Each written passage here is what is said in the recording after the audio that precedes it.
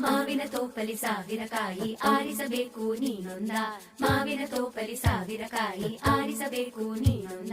ಹುಳಿಯಿದ್ದರೆ ಉಪ್ಪಿನಕಾಯಿ, ಸಿಹಿಯಾಗಿದ್ದರೆ ಸೀಕರಣೆ, ಹುರಿದಿಟ್ಟ ಮೆಣಸಿನಕಾಯಿ, ಸಿಡಿ ಸಿಡಿ ಎಂದರೆ ಒಗ್ಗರಣೆ. ಮಾವಿನ ತೋಪಲಿ ಸಾವಿರ ಕಾಯಿ ಆರಿಸಬೇಕು ನೀನೊಂದ, ಒಂದೇ ಹಣ್ಣಲ್ಲಿ ಬಗೆ ಬಗೆ ರೀತಿ ಇಟ್ಟನು ಯಾಕೆ ಭಗವಂತ.